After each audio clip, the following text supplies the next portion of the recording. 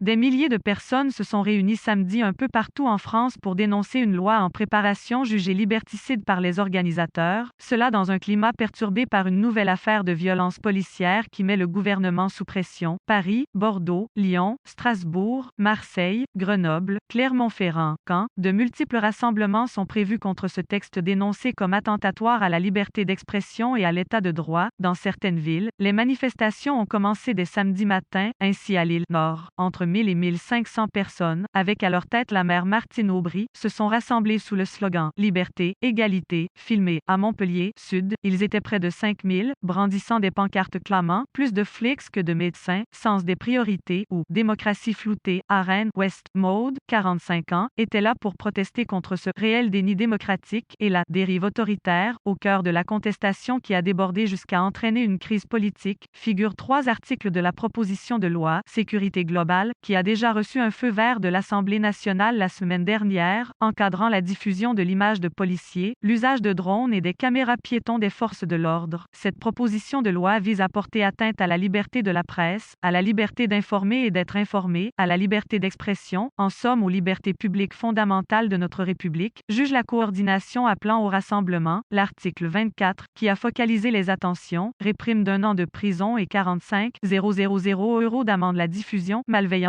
d'images de policiers et gendarmes. Le gouvernement avance que cette disposition vise à protéger les policiers victimes d'appels à la haine et au meurtre sur les réseaux sociaux, mais ses détracteurs font valoir que bon nombre de violences policières seraient restées impunies si elles n'avaient pas été capturées par les caméras de journalistes et les smartphones de citoyens. Ils pointent aussi une disposition inutile, l'arsenal juridique actuel étant suffisant pour réprimer de tels délits. Violence. 2 affaires de violences policières cette semaine, révélées par des vidéos, ont transformé une passe difficile pour le gouvernement en véritable crise. Lundi, lors d'une opération médiatique d'organisation pro-migrants, la police a évacué brutalement ceux qui s'étaient installés sur une place du centre de Paris, malmenant également des journalistes sous l'œil des caméras et des smartphones, mais le paroxysme a été atteint jeudi après la publication d'images de vidéosurveillance montrant le passage à tabac d'un homme noir, producteur de musique, par 3 policiers. La presse, les réseaux sociaux et certains grands noms du sport ont dénoncé ces violences policières, des images qui nous font honte, a admis vendredi soir le président Emmanuel Macron, qui avait déjà demandé jeudi des sanctions très claires contre les policiers incriminés. Retrait demandé. Outre le retrait des articles 21, 22 et 24 de la loi, la coordination demande également le retrait du nouveau schéma national de maintien de l'ordre qui, lors des manifestations, oblige les journalistes à se disperser lorsque les forces de l'ordre en donnent l'ordre, les empêchant ainsi de couvrir la suite des événements, souvent houleux ces dernières années. Un collectif de journalistes a dénoncé dans un texte diffusé samedi la volonté de la police et d'autres institutions de s'arroger